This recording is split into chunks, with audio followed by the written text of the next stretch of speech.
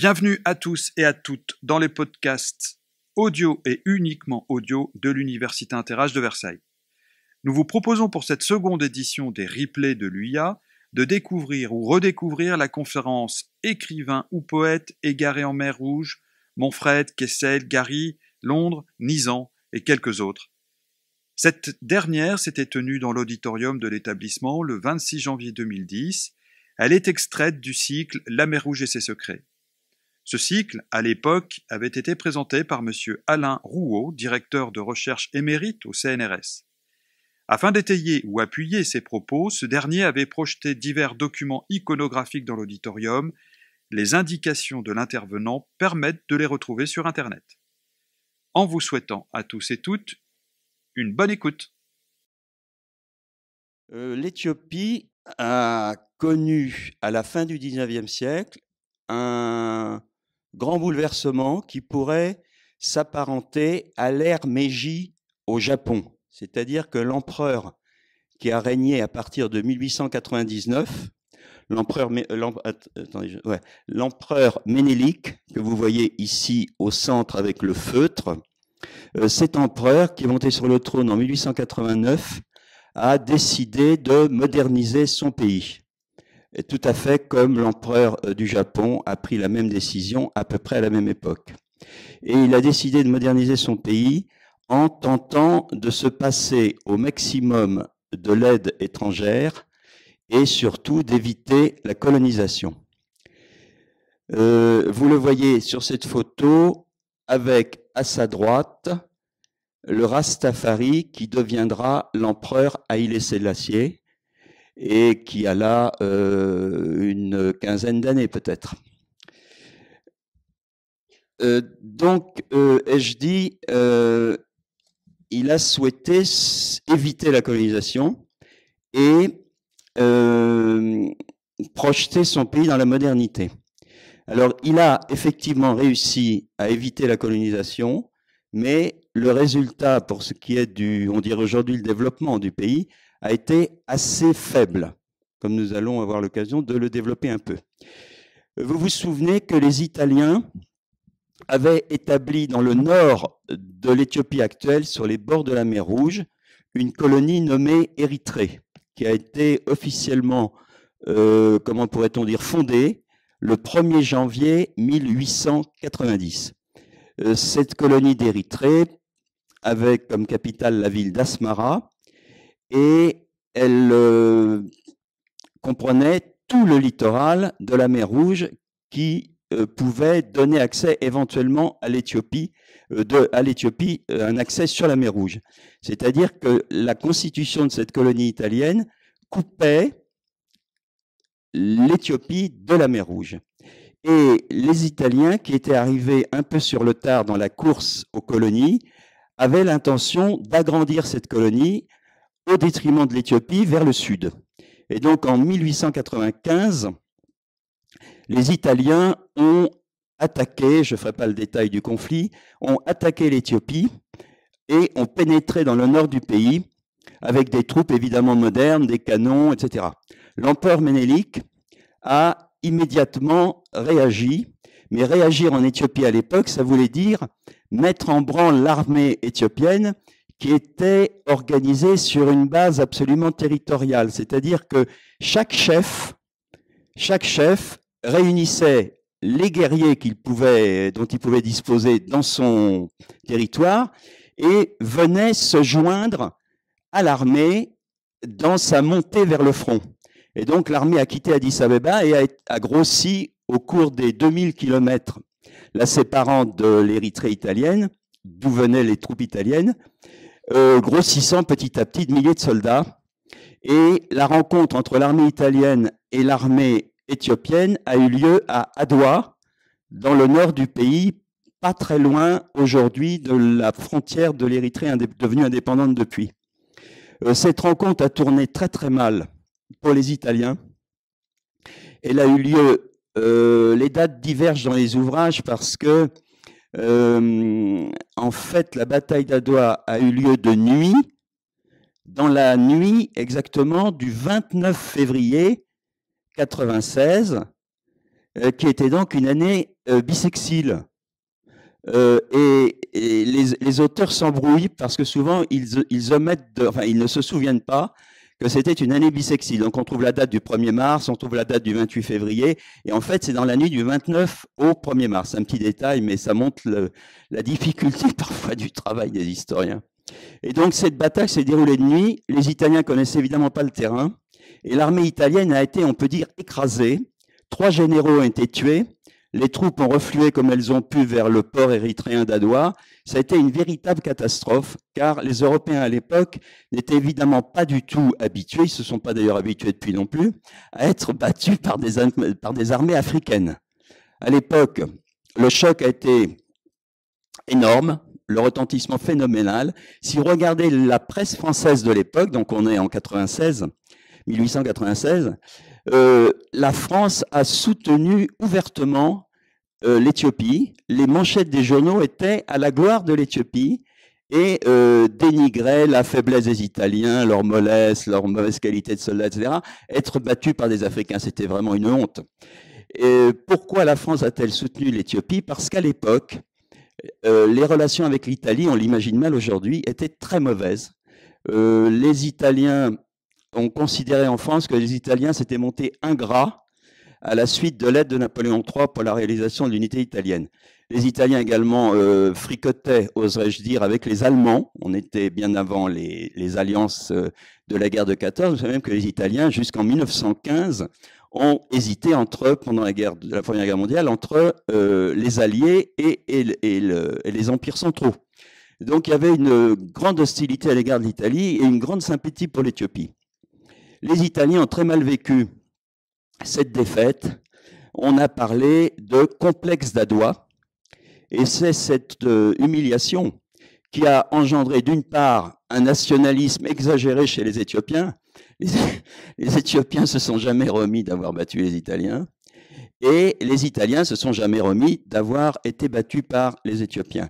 Au point qu'en 1935, donc 40 ans plus tard, les Italiens tenteront une nouvelle conquête de l'Éthiopie. Voilà donc un des buts de Ménélique assuré, enfin rempli, celui qui était d'éviter une colonisation. Évidemment, il n'était plus jamais question, avant 1935, de la part des Italiens de menacer l'Éthiopie, et de la part non plus d'aucun autre pays qui avait compris la leçon. Il se trouve donc que l'Éthiopie a été le seul pays d'Afrique non colonisé. Il faudrait mettre quelques petits bémols à mon affirmation, mais parce que vous allez penser immédiatement au Libéria, qui n'a pas été non plus colonisé, mais le Libéria est un cas tout à fait spécial, dirais-je. Il avait été, je ne peux pas dire repeuplé, mais il avait été créé par les États-Unis pour recueillir des esclaves venant des États-Unis. Il y a des esclaves qui, libérés après la guerre de sécession, qui sont allés s'installer au Libéria pour retourner dans la terre dans leur terre natale, mais parfois c'était une terre natale de plusieurs siècles auparavant. En fait, aucun n'était originaire de cette région-là. Et ces Américains noirs, il faudrait dire plutôt, qui sont venus s'installer au Libéria, ont en fait créé une sorte de colonie américaine. Alors évidemment, officiellement, le Libéria était indépendant, mais il ne l'était pas dans la pratique. Et vous savez que c'est un pays qui a eu une histoire très très agitée jusqu'à aujourd'hui, justement en raison d'une hostilité durant jusqu'à aujourd'hui entre les descendants d'esclaves américains réinstallés et la population d'origine. Donc on ne peut pas dire que le Libéria était vraiment un État indépendant. Et tout ça, c'est pour vous montrer que je ne me trompe pas en vous disant que l'Éthiopie a été le seul pays à ne pas être colonisé. C'est évidemment, là encore, une raison de plus pour les Éthiopiens de se sentir un peu supérieurs au reste du monde. Vous avez là une image populaire qui montre la bataille d'Adwa. Il y a toute une école de peinture populaire en Éthiopie, très séduisante, avec, on dirait une peinture naïve, enfin on serait tenté d'appeler ça une peinture naïve, mais le terme est un peu dépréciatif. Elle est régie par des règles très strictes. On met même parfois au-dessus des personnages représentés le nom de ce qu'on a représenté. On pourrait avoir ici, ce n'est pas le cas, mais ce serait tout à fait normal. Au-dessus des canons, il y aurait marqué « canon ». Au-dessus des soldats italiens, il y aurait marqué « soldats italiens ».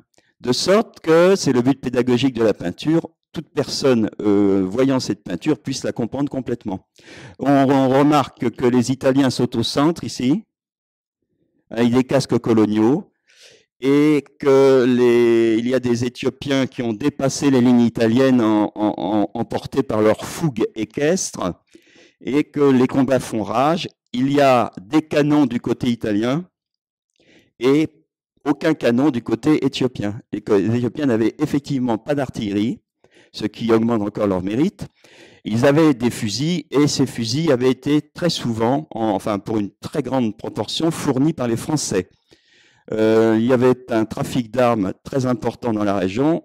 Il y a jusqu'à aujourd'hui un trafic d'armes important dans la région, et les Français en étaient les animateurs principaux. Vous savez que c'était un des produits principaux vendus par Rimbaud.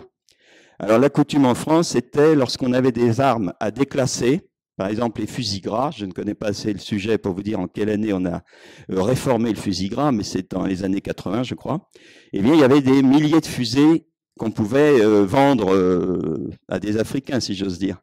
Et donc les commerçants français de la mer Rouge écoulaient ces fusils réformés. Jusqu'aujourd'hui, dans les familles éthiopiennes qui possèdent peu de biens matériels, mais quelques-uns très, très affectifs, une famille éthiopienne des Hauts-Plateaux aujourd'hui possède un psautier manuscrit sur lequel on met la date de naissance des enfants, un fusil, donc c'est là que je voulais en venir, un fusil qui est encore très souvent un fusil français. Moi, j'ai vu beaucoup chez les paysans des fusils Lebel, donc c'est un modèle plus récent que le fusil gras, et même des fusils chasse-peau. Donc le collectionneur d'armes peut encore faire de belles acquisitions dans les campagnes éthiopiennes. Ménélique a régné jusqu'en 1916. Enfin, non, il est mort en 1913, mais sa fin a été entourée d'un peu de mystère volontairement. On a caché sa mort pendant longtemps, parce que sa succession n'était pas établie. Il n'avait pas de garçon, il n'avait pas de fils, il n'avait que des filles. Et donc, on a confié la couronne, mais le terme n'est pas propre, on a confié le pouvoir à un jeune homme nommé Ieyasu, qui était un de ses petits-fils par une fille. On voit ici en haut à gauche l'héritier Ieyasu avec un feutre, c'était la mode en Éthiopie. Mais cet héritier, Ieyasu, on l'appelle souvent Lige Ieyasu, mais c'est un titre. Lige, c'est un titre équivalent à infant, si vous voulez, au titre d'infant en Espagne. Ça veut dire l'enfant, l'héritier de la couronne. Lige Ieyasu a manifesté des troubles, disons, de comportement assez inquiétants. Il quittait le palais sans prévenir pour faire des voyages un peu fantastiques. Quand on a inauguré le train à Djibouti, Lige Ieyasu a décidé d'essayer le train. Donc un jour, il a quitté le palais, il est allé prendre le train. En race campagne, la gare n'existait pas encore. Et puis, il est arrivé à Djibouti sans prévenir le gouverneur, rien du tout. Enfin, c'était l'affolement général. D'autres fois, il partait en campagne avec quelques compagnons pour faire des razzias d'esclaves, etc. Et surtout, il s'est mis à fréquenter les Turcs présents en Éthiopie, notamment il y avait une ambassade et un consulat de Turquie, offrant des drapeaux avec des inscriptions islamiques au consul, etc. Tout cela a beaucoup choqué la population chrétienne, les grands du royaume. Et comme les Turcs, on approchait de l'époque de la guerre de 14, comme les Turcs étaient alliés aux Allemands, cette sympathie affichée pour les Turcs et donc les musulmans et donc les Allemands a beaucoup inquiété les Européens, qui ont fait pression pour qu'il soit déposé.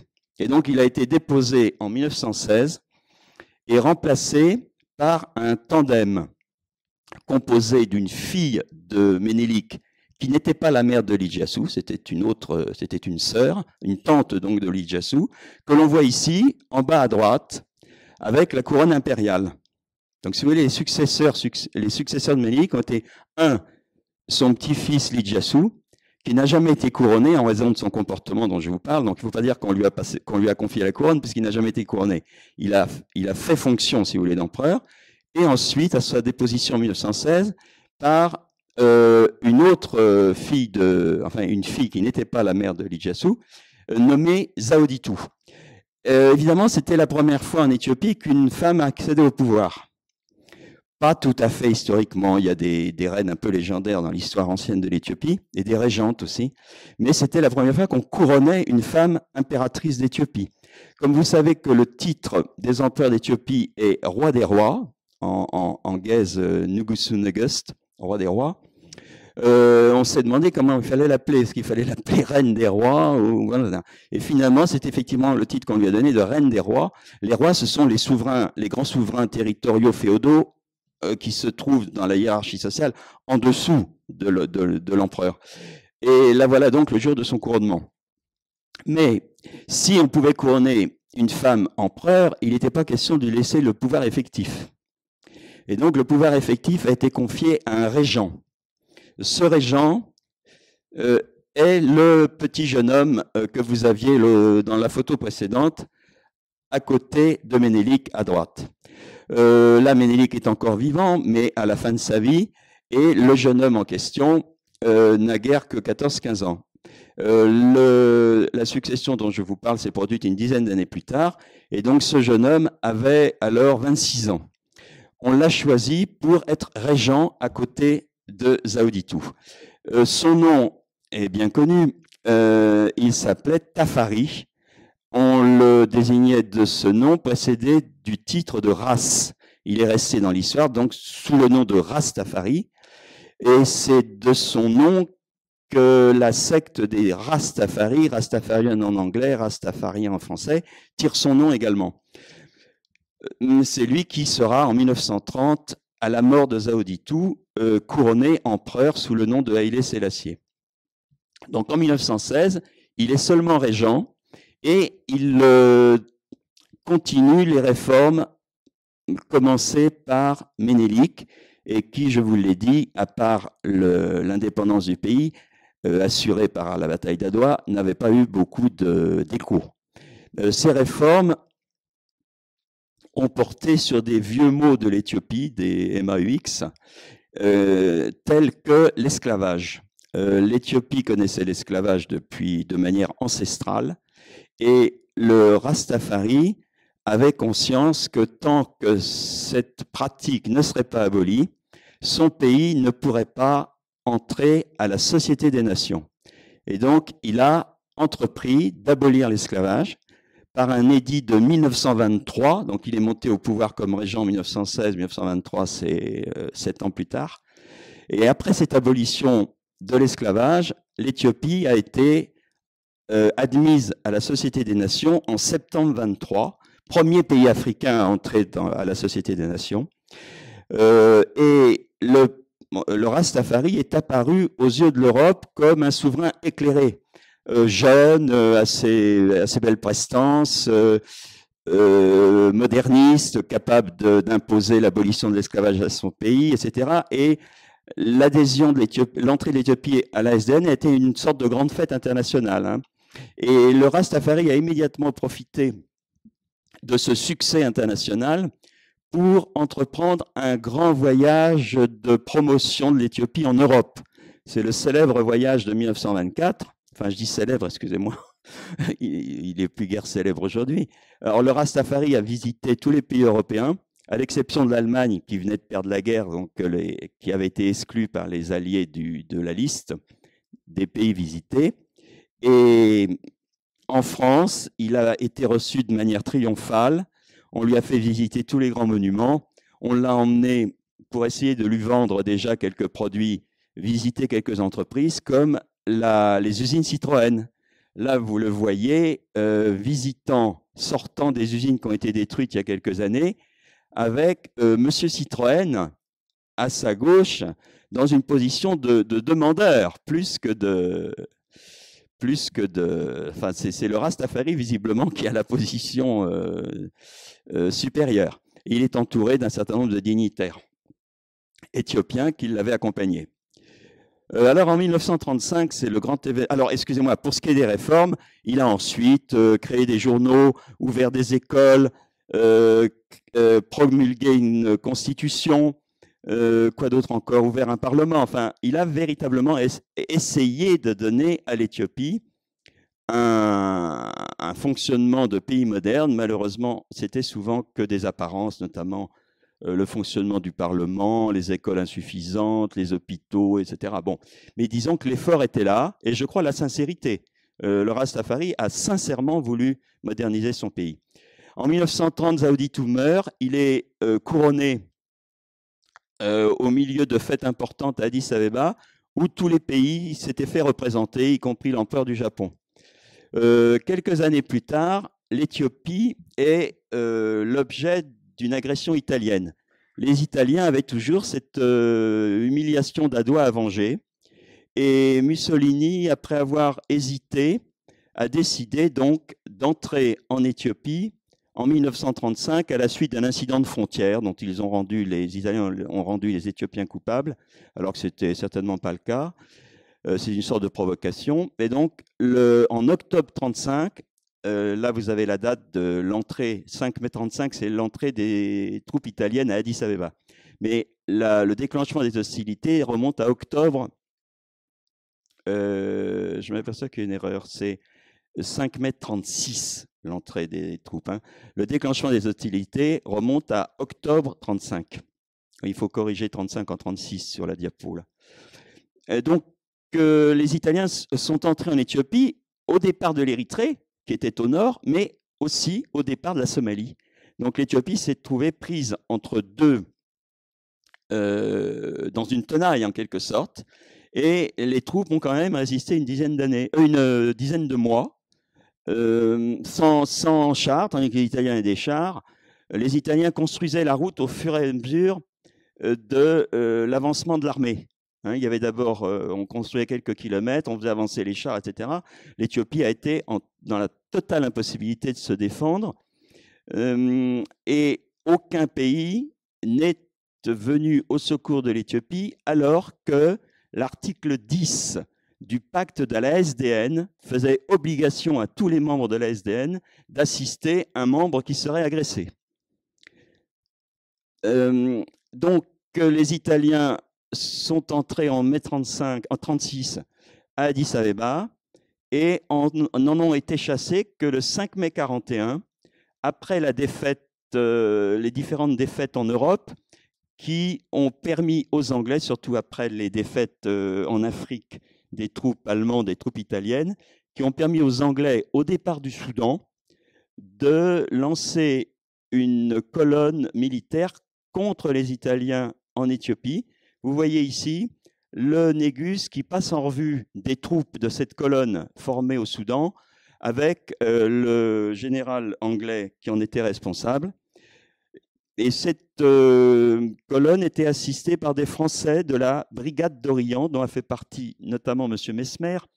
Et les morts du petit contingent français qui a aidé cette armée anglaise sont enterrés à Massawa. Vous avez à Massawa, encore aujourd'hui, hein, vous avez un ossuaire à la mémoire des morts français de cette brigade d'Orient qui a assisté l'empereur et les Anglais.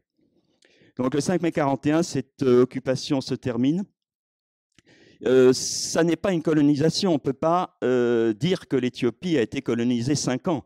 En fait, si vous faites le calcul, les Italiens sont restés en Éthiopie aussi longtemps et pas plus longtemps que les Allemands en France. Alors, ils ont fait quelques efforts d'infrastructures, ils ont construit des routes, ils ont construit des bâtiments, mais pendant toute l'occupation, les Éthiopiens ont animé une résistance militaire qui a en fait oblitéré tous les efforts de développement que faisaient les Italiens. En 1941, non seulement les Italiens perdent l'Éthiopie, qu'ils occupaient depuis 5 ans, mais ils perdent également l'Érythrée et la Somalie, qui leur est retirée. Et l'Érythrée est confiée aux Anglais, et la Somalie, chose extraordinaire, est retirée aux Italiens comme colonie, mais leur est confiée comme protectorat de la SDN. C'est-à-dire que la SDN a enlevé la Somalie aux colonisateurs et lui en a ensuite confié. C'est donc un simple changement de statut. Ça montre aussi que les Italiens avaient mené une colonisation assez intelligente qui n'était pas l'objet de tellement de critiques possibles. Et donc, on les a dépossédés de ce pays, mais tout en leur confiant la gestion. C'est assez étonnant. Le rétablissement de l'empereur en 1941, après le succès de cette expédition partie du Soudan, marque une nouvelle étape dans son règne. À partir de... Attendez, je reste là parce que l'autre image est trop en avant chronologiquement. Donc, à partir de 1941, il est restauré, mais disons que c'est un homme qui a déjà un certain âge, en 1935. Il est monté au pouvoir presque 20 ans auparavant, qui devient frileux pour les réformes et qui se lie énormément à des pays occidentaux pour, très certainement, éviter qu'un nouvel événement du type de l'occupation italienne se reproduise, ce qui n'était pas vraiment à craindre, je pense, après la Seconde Guerre mondiale.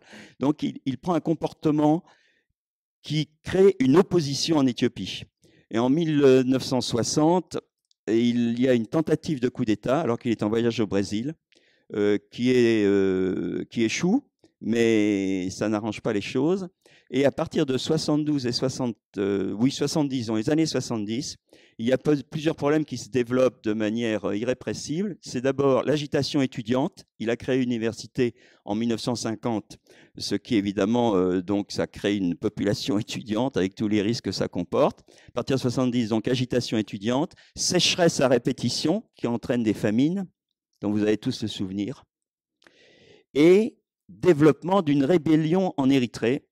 On a évoqué rapidement la fois dernière cette situation. L'Érythrée, en 1941, devient anglaise, ensuite elle devient fédérée, pays fédéré à l'Éthiopie, ensuite elle devient simple province, et commence une rébellion contre ce statut de simple province éthiopienne, rébellion qui se développe, qui connaît un succès grandissant, et en 1970, cette rébellion devient absolument un problème terrible. Et tous ces facteurs conjugués, agitation étudiante, famine due aux sécheresses, rébellion érythréenne, entraînent une insurrection de l'armée qui dépose Haïlé Sélassié.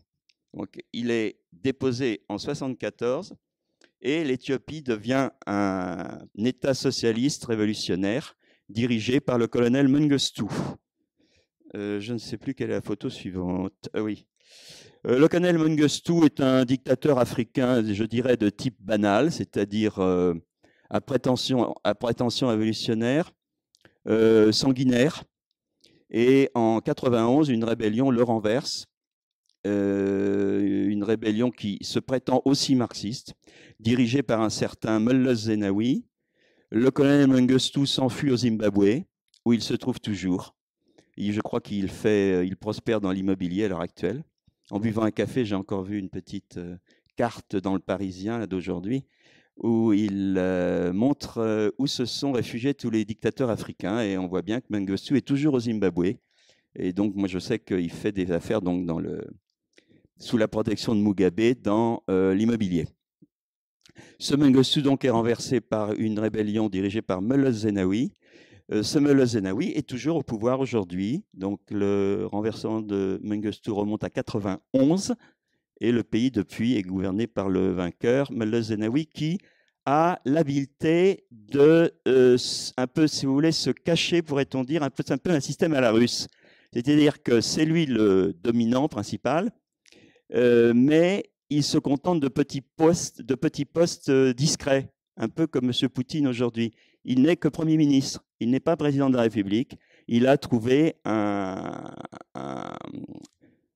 complice, si j'ose dire, pour être président et faire la représentation extérieure. Lui se contente de gouverner le pays avec discrétion, ou un peu comme faisait le Premier ministre portugais Salazar autrefois, qui n'a jamais occupé d'autre poste que Premier ministre.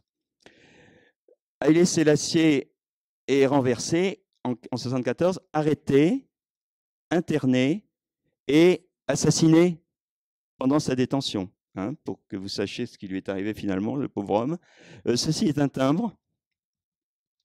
Vous avez le nom de l'Éthiopie en haut à droite, à gauche, Et vous avez en haut à droite les caractères éthiopiens qui désignent les chiffres, qui marquent les chiffres.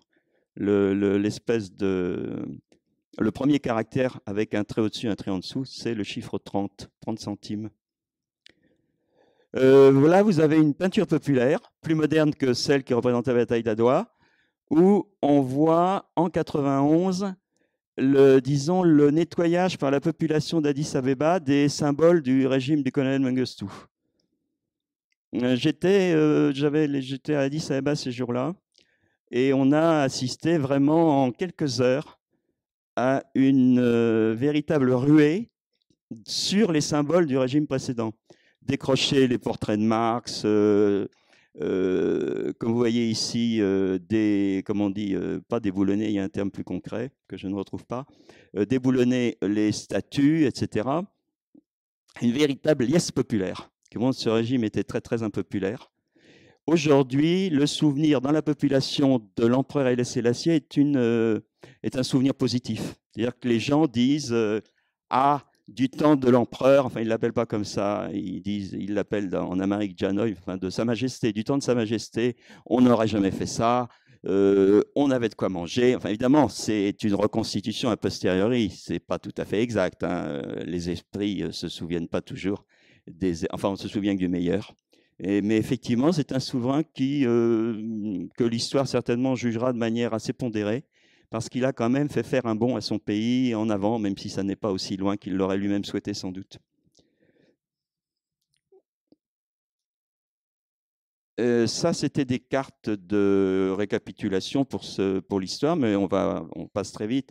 Vous avez la partie coloniale en haut à gauche. On voit très bien les anciennes colonies, hein, telles qu'elles étaient occupées ici. C'est assez difficile de parler dans ce micro.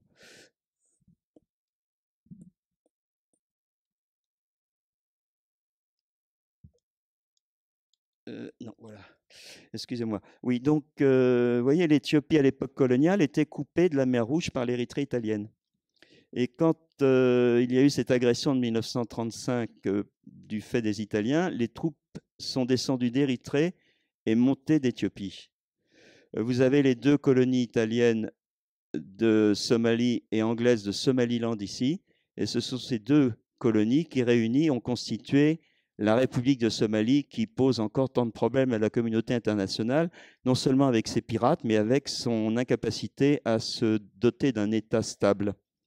Là, vous avez la situation actuelle, donc on voit la Somalie unifiée, Djibouti indépendant, l'Éthiopie avec l'Érythrée intégrée. Donc c'est une carte qui date d'avant 91, hein, puisqu'en 91, l'Érythrée a retrouvé une autonomie sous forme d'indépendance.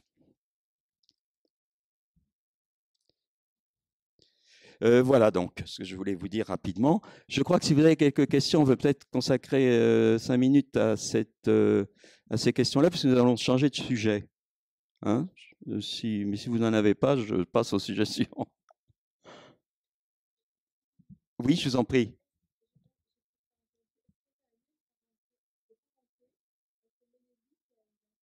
Alors oui, ça j'ai un peu occulté la question parce que c'est un peu compliqué, mais il y en avait un, oui, absolument. Haïlé Sélassié, donc le Rastafari, était le fils d'un prince de la famille royale qui s'appelait Makonnen. Donc son nom complet, c'était Tafari Makonnen. Et Makonnen était un cousin de Ménélik. Donc, comment faut-il appeler ça? Un petit cousin ou un petit neveu? Voilà. Mais il n'était pas destiné à avoir le pouvoir, hein. Je pense que si Iyyasu s'était comporté de façon, disons, satisfaisante pour les alliés et la population, il serait resté au pouvoir. Sa déposition n'était pas du tout inéluctable. Donc, il ne s'était pas préparé à être empereur. Mais il avait une éducation de prince éthiopien, et son père, le Ras Makonnen, lui avait donné, par l'intermédiaire des missionnaires français, une éducation française. Haïlé Sélassié parlait très très bien le français, mais n'avait pas pour autant beaucoup de sympathie pour la France. Ce que les Français ont cru. Les Français pensaient que le simple fait de parler français était une preuve de sympathie pour la France. Mais ça ne va pas forcément ensemble, hein. C'est pour ça qu'en 1935, au moment de l'arrivée des Italiens, il a demandé l'aide de la France. La France était empêtrée dans des problèmes divers et on lui a refusé toute aide. Et donc, sans beaucoup de cas de conscience, il s'est tourné vers les Anglais. Et l'Éthiopie, après son rétablissement sur le trône en 1941, est passée dans la zone anglophone de l'Afrique. Mais ça ne l'a pas empêché lui-même de conserver de la sympathie pour le français. J'ai été, excusez-moi, des souvenirs personnels, mais enfin bon, je travaillais à la base navale de Massawa dans les dernières années au moment de la Révolution, en 74-75. J'enseignais le français à l'école navale de Massawa. Et l'empereur venait chaque année distribuer les diplômes. C'était déjà un très très vieux monsieur, il était à 1 an de mourir. Oui, d'être renversé, peut-être 1 an d'être renversé et 2 ans de mourir. Et il avançait avec péniblement. Et on était une dizaine de Français à la base navale, il y avait des médecins militaires, il y avait quelques professeurs de français. Et il est venu nous rendre visite à la base. On était donc groupés, un peu émus, parce que c'était quand même un personnage important. Comme on disait, c'était le plus petit des grands hommes, hein, parce qu'il faisait 1m56. Donc on l'appelait à l'époque le plus petit des grands hommes. Donc on attendait l'arrivée du plus petit des grands hommes. La Mercedes est arrivée. Il est descendu un peu titubant, en raison de son âge. Et dans le groupe des Français, il a immédiatement avisé la femme d'un médecin qui avait une trentaine d'années, une jolie femme. Il est allé droit vers elle et il lui a dit dans un français absolument impeccable, vous êtes mannequin, je suppose. Vous voyez ? Donc il avait toute sa tête, il avait gardé un sens de la galanterie à la française, assez vif. Et bon, voilà, c'est un souvenir là tout à fait personnel. Donc je peux dire qu'il n'était pas gâteux en tout cas. Oui. Attendez, excusez-moi, oui, je n'entends. Le chemin de fer franco-éthiopien avait une grosse importance pour tout le commerce entre l'Éthiopie et le reste du monde. C'était le seul moyen de communication puisqu'il n'y avait pas de route à cause de l'Érythrée. Oui, mais alors, il faut savoir que le chemin de fer donc, a changé de statut à la Révolution. Ouais. Il est devenu, c'était une compagnie française, oui. Il est devenu djibouto-éthiopien. Voilà, mais donc ça a eu des conséquences sur l'entretien technique qui n'était pas déjà extraordinaire. Dramatique même. Oui, exactement. Et puis aussi, on a construit une route Djibouti. Assab. Voilà, Djibouti, le Haut-Plateau, ouais. Qui passe par Dikil, par la ville djiboutienne de Dikil. Et alors, il y a tout le lobby des camionneurs qui ne pousse pas à ce que le chemin de fer soit remis en état. Donc aujourd'hui, il est, on peut dire, quasiment moribond, hein, je crois. Je n'ai pas d'informations très pratiques, vous en avez peut-être plus que moi. Oui, le chemin de fer est en très mauvais état de service. Voilà. Mais avant la création des routes, il n'y avait que... Absolument, tandis que maintenant, c'est une noria incessante de camions. Mais il ne faut pas oublier que l'Éthiopie a perdu son littoral. Donc les camions doivent traverser le territoire érythréen. Et ça pose des problèmes de relations politiques. Les Érythréens font tout ce qu'ils peuvent pour embêter les Éthiopiens. Et ça fragilise beaucoup, évidemment, les débouchés de l'Éthiopie, qui n'a plus de port. Donc l'Éthiopie utilise à l'heure actuelle soit Djibouti par cette route qui traverse le territoire djiboutien, ou alors le port d'Assab, mais par une route qui traverse le territoire érythréen. C'est évidemment une dépendance terrible. Et je crois qu'on peut dire que pour l'avenir, les choses ne sont pas réglées. C'est évident que les Éthiopiens n'ont pas digéré cette indépendance érythréenne. Et ça profile pour le futur des conflits graves, à mon avis. Oui.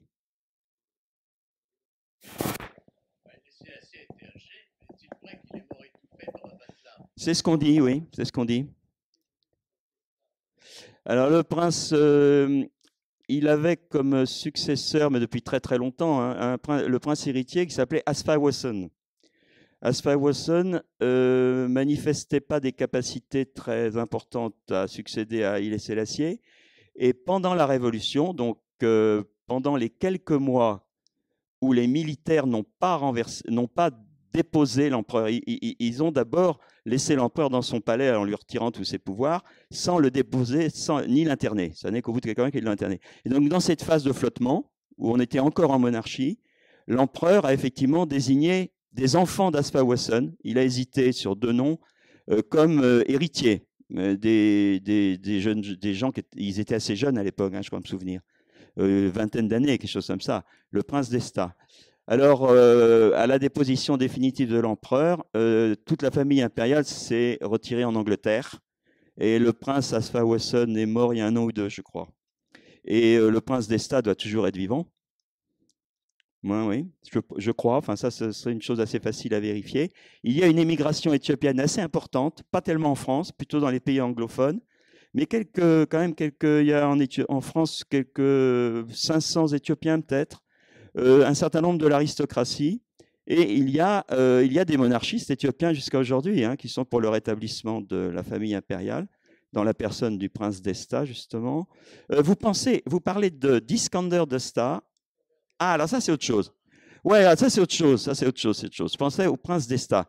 Donc, en Éthiopie, on porte un nom suivi du nom de son père. Donc, si vous dites d'Esta, on pense à un prince qui s'appelle d'Esta. En fait, c'est Iskander d'Esta. C'est un autre prince qui s'appelait Iskander et son père s'appelait d'Esta. Alors, Iskander d'Esta, c'était le petit-fils par une princesse de l'empereur. Il était donc petit-fils de l'empereur Haïlé Sélassié par les femmes. Il était amiral de la marine éthiopienne et il s'est enfui à Djibouti lorsque les choses ont commencé à chauffer sur un croiseur, sur un dragueur de mine français qui était venu de Djibouti exprès. Il s'est réfugié à Djibouti, mais là, le commandant un officiel français qui s'appelle l'amiral Labrousse, qui avait été commandant de la marine dans la zone, je vois que vous avez connu l'amiral Labrousse peut-être, qui est mort l'année dernière, il est mort il y a quelques mois. Ouais. Oui, l'amiral Labrousse lui a conseillé de tenter de reprendre le pouvoir, c'est-à-dire de tenter de redresser la situation en faveur de son grand-père. Et il est remonté à Addis Abeba sur les conseils de l'amiral Labrousse, et là, il a été arrêté et exécuté. Oui. Bon. C'était aussi un prince qui était très bon francophone et très francophile, je pense qu'il était francophile, Iskander d'Esta, oui, sincèrement francophile. Il y a plusieurs princes qui ont péri dans cette affaire-là, mais Haïlé Sélassié avait une nombreuse famille, donc il avait déjà perdu plusieurs enfants avant la Révolution, d'accidents. Il y en a un qui est mort dans un accident de voiture. Enfin bon, une vie assez tragique. Je veux dire que on peut méditer sur les grands de ce monde, surtout sur les monarques qui finalement n'ont le pouvoir sans chercher à l'avoir. Ça n'est pas toujours des vies très roses au point de vue humain. Autre question Voilà, donc est-ce que je vais savoir changer de dossier? Mais heureusement, voilà que notre magicien est là. Ah bah oui, tout bêtement.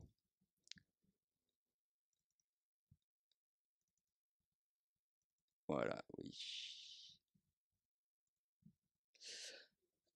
Alors donc, nous allons survoler un sujet très très vaste, sur lequel on pourrait faire un nombre impressionnant de conférences, c'est celui des écrivains, des auteurs qui se sont intéressés à la zone. Cette zone, la mer Rouge, et spécialement le sud de la mer Rouge, a toujours fasciné, et depuis des siècles, à mon avis pour 2 raisons principales. Et ensuite, les objets de fascination se sont ajoutés. Le premier objet de fascination, c'était la découverte des sources du Nil. Beaucoup d'Européens sont allés en Éthiopie espérant découvrir les sources de ce fleuve dont on observait les effets en Égypte par les crues. L'autre sujet d'attraction, c'était la recherche du prêtre Jean. À la fin du Moyen-Âge, on ne peut pas dire que c'est une légende parce qu'il y avait des éléments concrets à l'origine de la légende, vraiment, comme souvent les légendes en fait. Une légende situait, on ne savait pas trop où, un souverain chrétien susceptible de devenir un allié de la chrétienté occidentale en lutte contre l'islam. Donc on a cherché ce souverain qu'on appelait le prêtre Jean, du côté de la Chine, spécialement du côté de la Mongolie, où il y avait effectivement quelques Han mongols qui s'étaient convertis au christianisme nestorien, et qui ont pu d'ailleurs donc donner naissance à la légende de ce côté-là. Il y a une source de la légende qui est extrême asiatique. Ou alors, ça pouvait être ce souverain africain mystérieux qui était chrétien. Et là, c'était évidemment le Négus d'Éthiopie, chrétien depuis le IVe siècle de notre ère, qui était à l'origine de la légende côté africain. Et donc, les Portugais, notamment, à partir de la fin du XVe siècle, ont cherché à entrer en contact avec le prêtre Jean et beaucoup d'autres voyageurs, même individuels. La région fascinait aussi en raison de l'histoire du récit de la reine de Saba dans la Bible. On savait bien que tout cela était dans le même coin, et donc les voyageurs se sont succédés. Les voyageurs ont souvent écrit sur leurs aventures, et ce sont ces personnages amenés à écrire au retour, le plus souvent au retour de leur voyage, qui ont constitué cette cohorte d'écrivains et de poètes. J'ai mis égarés pour attirer votre curiosité, mais je n'étais pas plus égaré que... Alors, l'illustration que vous avez sous les yeux, là, représente un de ces écrivains, bien connu, Monfred. Le personnage du cigare du pharaon, qui a été illustré par cette image, par Hergé, est Monfred. C'est tout à fait certain, ce n'est pas une élucubration. Là, vous avez Monfred tel que Hergé l'a vu. Et il faut dire que ça correspond un peu, nous allons le voir, à la réalité quand même. La seule différence importante, la moustache est là, le profil général. On est à l'intérieur de la cale d'un boutre. C'est la casquette. Là, il lui a mis une casquette de yachtsman, alors que Monfred n'a jamais vraiment été ce qu'on pourrait appeler un yachtsman. Alors, les écrivains et les poètes qui ont pu se risquer dans la région sont tellement nombreux qu'on ne peut qu'en sélectionner un certain nombre. Le premier que nous allons évoquer assez rapidement, parce qu'on pourrait effectivement y consacrer beaucoup trop de temps, c'est évidemment le grand ancêtre Rimbaud. Il faut dire un petit mot de Rimbaud. Il faut d'abord dire un petit mot de Rimbaud parce qu'en fait, Rimbaud, bien évidemment, vous le savez, n'a jamais rien écrit sur la région. Il a non seulement rien écrit sur la région, mais il a toujours nié sa qualité de poète. Nous avons des témoignages, notamment de missionnaires capucins français, qui ont été étonnés, après sa mort, d'apprendre qu'il avait été poète. C'est donc tout à fait comme en tant qu'aventurier anonyme qu'il a fréquenté l'Éthiopie. Et puis le Yémen, puisque c'est un des personnages qui a navigué des deux côtés de la mer Rouge. Alors ce que je voudrais dire sur Rimbaud, qui d'une certaine manière illustre mal mon propos puisqu'il n'a rien écrit sur la région, c'est que quand il est venu en Éthiopie, il est venu faire du commerce. Je ne sais pas si vous vous souvenez de la manière dont il a atterri en Éthiopie. Il a quitté l'Europe et puis, après un certain nombre de voyages en Indonésie et d'autres, avec à chaque fois un retour à Charleville, il a fini par entreprendre un voyage à Chypre, de Chypre à Alexandrie. Et il a travaillé à Chypre un moment aux travaux de construction du palais du gouverneur, à Alexandrie. Et à Alexandrie, il a décidé de faire tous les ports de la mer Rouge les uns après les autres. Et c'est à Odéida, au Yémen, que le vice-consul de France lui a suggéré d'aller à Aden. Et à Aden, il a trouvé à s'employer. Et dans une société qui s'appelait la Société Bardet, des importateurs de café de Lyon, il a d'abord été employé à Aden à surveiller les entrepôts de tri de café où les femmes yéménites triaient les grains. Et ensuite, on lui a proposé d'aller à Harar, en Éthiopie, pour être le correspondant de la société. Les souvenirs de cet entrepreneur lyonnais qui s'appelle Bardet ont été publiés il y a une vingtaine d'années et republiés cette année. Donc, si vous vous intéressez beaucoup à Bardet, pas à Bardet, mais à Rimbaud, on s'intéresse, je crois, jamais à Bardet, mais on s'intéresse à Bardet pour Rimbaud. Vous pouvez acquérir ce livre qui s'appelle Bar Adjam, B-A-2-R, plus loin Adjam.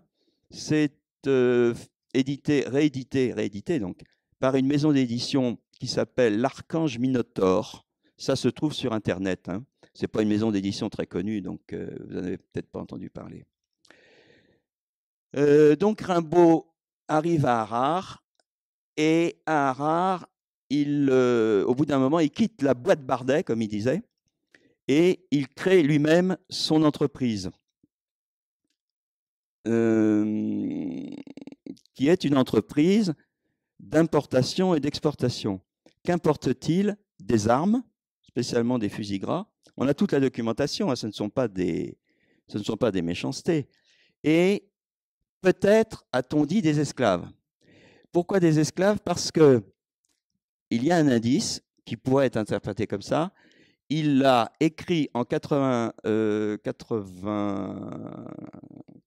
enfin, peu importe l'année. Hein, il est arrivé en 80 et il est mort en 91.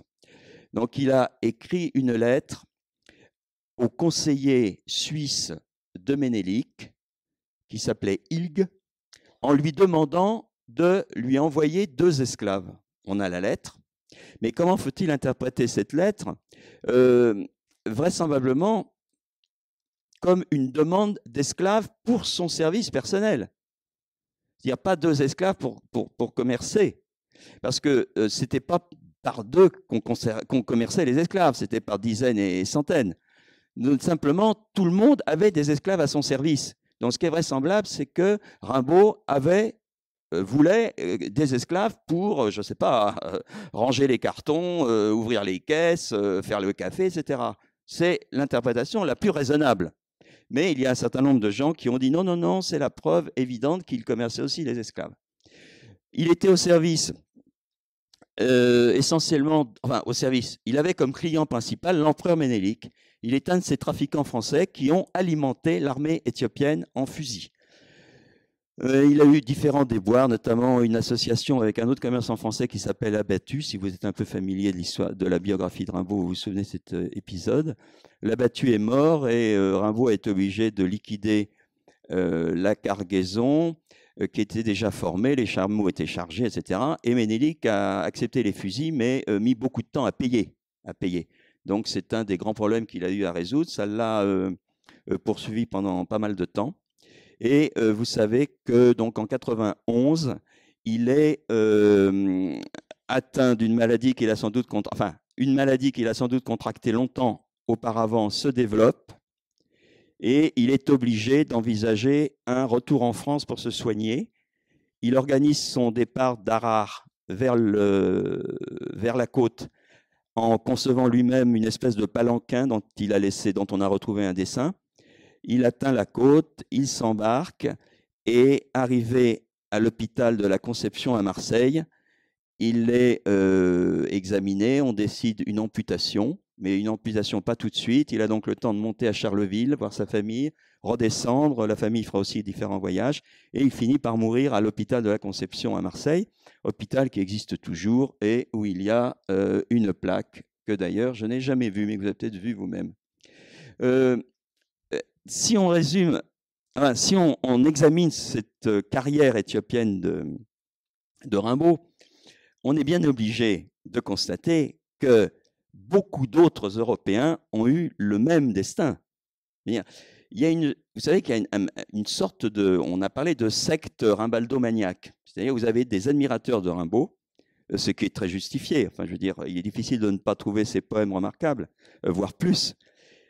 Mais son destin éthiopien est ce qui constitue l'essentiel de la légende de Rimbaud, incontestablement.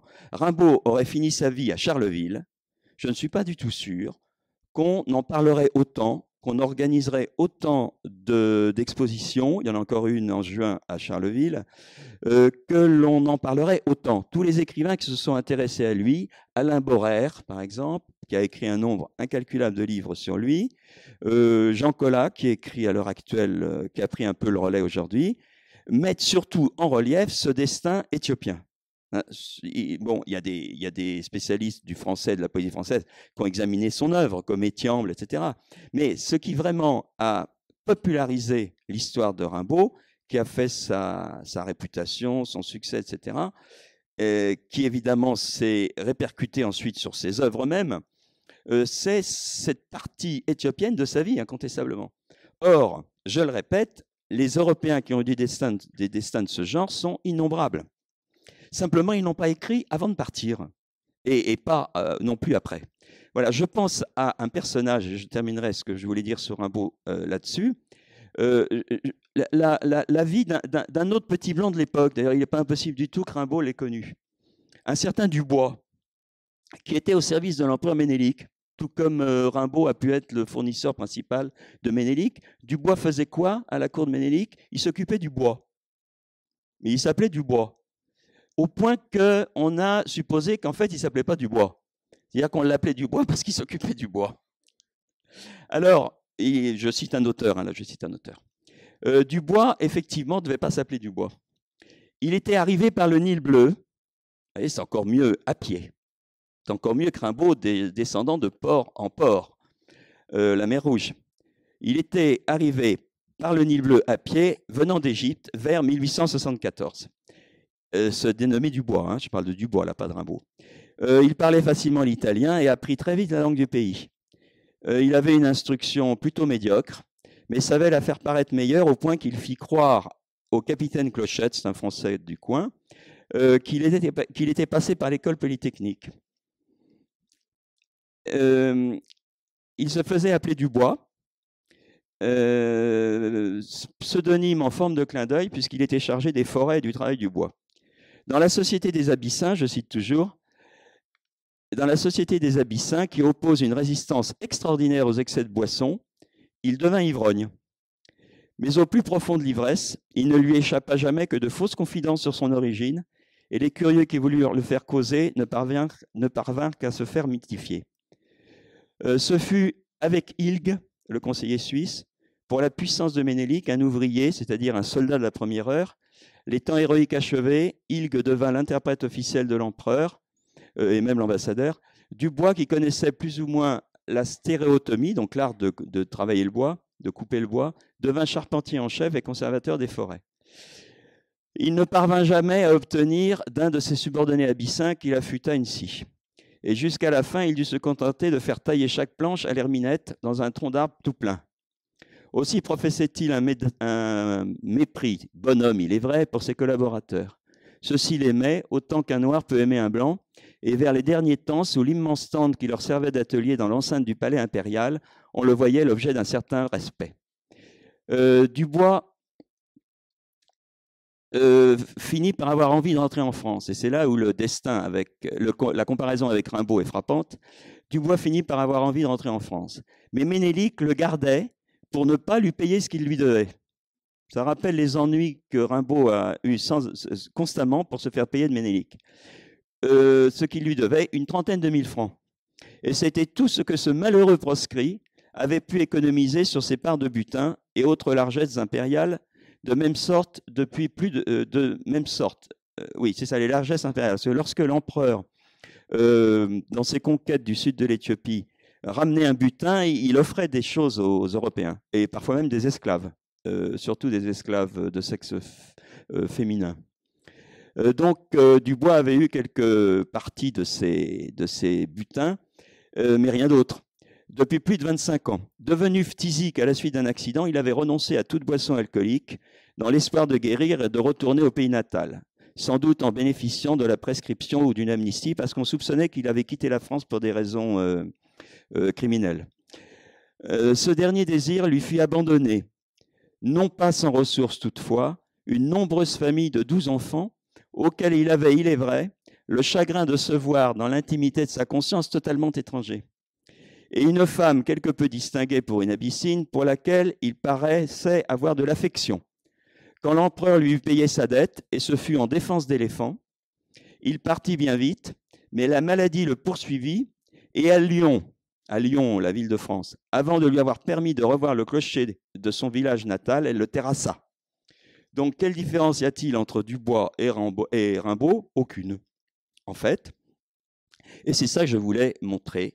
Et c'était, disons, cette dimension du mythe de Rimbaud, qui n'a rien écrit sur l'Éthiopie, qui est l'écrivain auquel on pense en premier, et qui finalement n'a eu que le destin d'un petit blanc comme tant d'autres. Ici, c'est notre ami Rimbaud avec Verlaine sur ce tableau très connu de Fantin-Latour. Il est le deuxième à droite, Verlaine est le premier. À droite, je dis à gauche, pardon. À gauche. Voici la ville d'Aden où il est arrivé. C'est juste quelques photos que je passe très très vite pour compléter un peu l'atmosphère que cette lecture de Dubois a pu vous faire approcher. Ça, c'est la ville d'Aden aujourd'hui. Voici le type de maison dans lequel Rimbaud a dû travailler. La ville d'Harare, où il a été envoyé très vite et où il a établi sa propre affaire. Harare, on a vu cette photo, je crois. Le palais du Ras Makonnen, le père d'Haïlé Sélassié. Une des maisons à Harare que l'on attribue à Rimbaud. Hein. Il y a un nombre incalculable de maisons qui sont appelées maisons Rimbaud. Les enfants de la ville et les gens de la ville appellent Rimbaud. Ils ne savent pas très bien qui c'était, mais ils savent que c'était une sorte de français. Ils l'appellent Rambaud, ce qui est évidemment un peu embêtant. Oui, c'est Rambaud.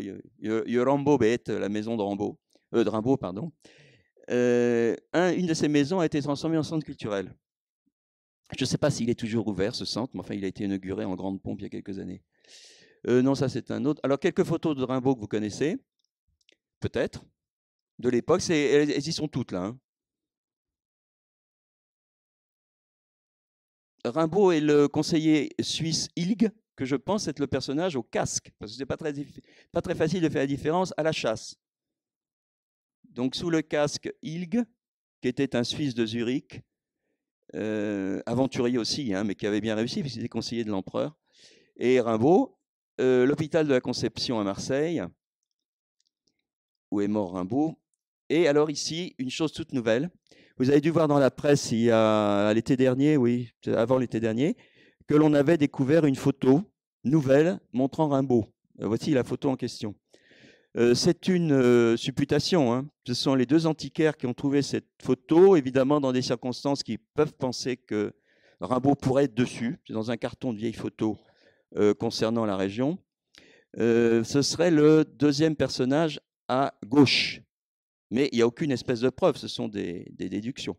Cette photo a été vendue par les deux antiquaires qui l'avaient trouvée, une somme assez importante, et je crois acquise par le musée Rimbaud de Charleville. Et il y a eu une quinzaine d'articles sur cette photo, hein, je ne sais pas si vous en souvenez. Voilà, c'est une découverte de l'année 2010. Il n'est pas dit qu'on ne découvrira pas d'autres photos. Voilà, alors, ça, ce sont donc les lieux. Aussi, je passe vite pour que vous ayez quelques images en tête, mais pas trop quand même, enfin, je veux dire que ça ne prenne pas trop d'importance. Ça, c'est la carte du territoire français de Djibouti que vous avez déjà vue la fois dernière. Je vous fais remarquer des lieux qui vont nous être utiles pour ce qui suit. Le golfe de Tadjoura ici, la petite ville de Tadjoura, et puis au centre du golfe de Tadjoura, l'île de Moucha. C'est quelques îlots. Et il y a quelques îlots qui portent le nom de Mascali. On trouve, quand on lit des choses sur la région, ce terme assez fréquemment. Moucha et Mascali, c'est donc deux petites îles désertiques où il y a eu autrefois un lazaret, mais il n'y a pas vraiment d'habitants, c'est minuscule, c'est des îlots. Et alors la route, dont on parlait tout à l'heure, la route qui rejoint l'Éthiopie et où les bus, les bus et les camions supplantent le train, c'est une route qui part comme ça et qui se dirige comme ça vers l'Éthiopie, hein, la route qu'on évoquait tout à l'heure qui concurrence le chemin de fer. Le chemin de fer, vous l'avez là représenté. Voici ce qu'était Djibouti à l'arrivée des Français. Peut-être vous avez déjà montré cette photo, je ne sais plus, je passe assez vite. Dans le fond, on aperçoit le palais du gouverneur en construction, là. Ça, c'est le paysage tel qu'il se présente lorsqu'on vient de la côte et qu'on se dirige vers l'intérieur de l'Éthiopie. avec 2 huttes circulaires, demi-circulaires qu'on appelle en afar des daboïta et que vous avez là en couleur. La photo en noir et blanc est évidemment un peu ancienne, celle-là est tout à fait récente. Donc l'habitat des afars n'a pas changé, hein, sauf ceux qui vivent en ville, bien sûr. Voici alors le Djibouti colonial. Et vous allez voir que le personnage qu'on va évoquer après a connu ce cadre, il a évolué dans ce cadre. La rue d'Abyssinie, dans les années avant la guerre de 14. Une autre rue de la ville qui a changé de nom, je crois qu'elle s'appelle, c'est près de la place Rimbaud. Maintenant, la grande place de Djibouti s'appelait jusqu'à l'indépendance la place Rimbaud. Le palais du gouverneur fini avec des boutres au premier rang, des marchés de chameaux, et puis un groupe de Yéménites. Nous avons peut-être eu l'occasion de dire qu'une partie importante de la population de Djibouti est formée de Yéménites émigrés à côté des Somalis et des Afars de la région. Voilà, ça c'est une petite photo que je vous ai montrée la fois dernière. C'est le rituel d'arrivée à Djibouti des voyageurs, donc de tous nos écrivains. Le paquebot faisait escale à Djibouti. Après la création de Djibouti, avant, il faisait escale à Aden. Avant que Djibouti soit officiellement, puisse accueillir des paquebots de cette taille, c'est-à-dire avant 1895 environ, les paquebots allaient à Aden, ensuite il fallait traverser. Après, ils ont fait presque tous escale à Djibouti, spécialement ceux des messageries maritimes. Donc le rituel, c'est que vous aviez des petits Somalis ou des petits Afars qui arrivaient sur le bateau et qui demandaient aux passagers de jeter une pièce à la mer et ils plongeaient pour récupérer la pièce. Et il la ramenait au propriétaire qui était sollicité d'en donner quelques autres.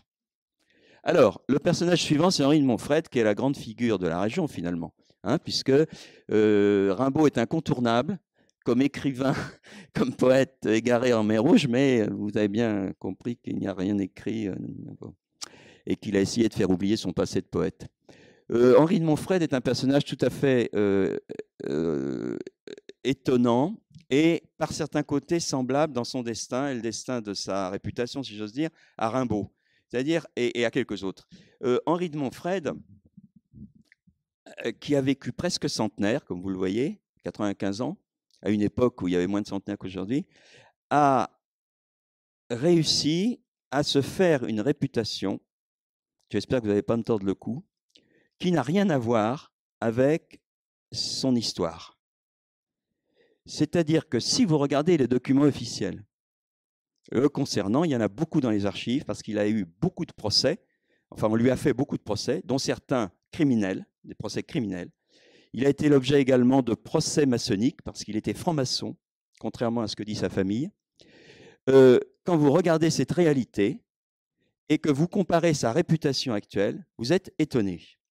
Il y a une exposition qui vient peut-être, qui va s'ouvrir ou qui a ouvert il y a quelques jours à la Bibliothèque nationale. Je ne sais pas si vous avez vu ça dans vos journaux, sur Henri de Montfred. J'ai lu la présentation. C'est encore un éloge sans limite. C'est-à-dire que Henri de Montfred, pour nous résumer, était un homme épris d'aventure, excellent aquarelliste, ça c'est vrai,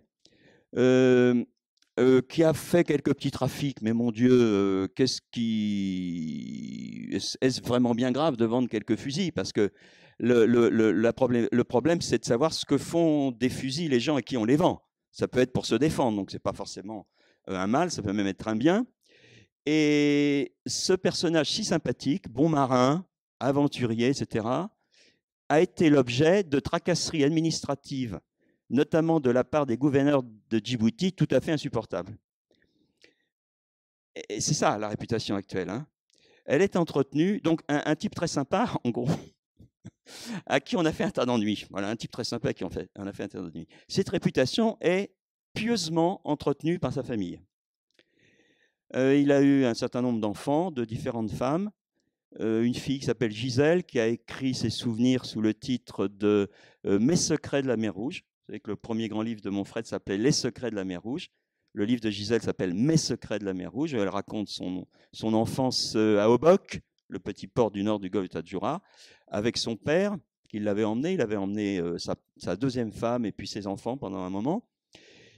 Et vous avez surtout le vigilant petit-fils qui s'appelle aussi de Monfred, son nom m'échappe brusquement, mais ça va me revenir, qui est un architecte d'excellente réputation et qui signe toute une série de travaux sur son grand-père régulièrement. Ce qui est très bien. Guillaume de Monfred. Ce qui est très très bien. Ce qui n'est peut-être pas très très bien, c'est que la famille, spécialement Guillaume de Monfred, refuse de reconnaître un nombre de choses. Alors ces choses que la famille ne reconnaît pas, c'est notamment l'appartenance de Monfred à la franc-maçonnerie.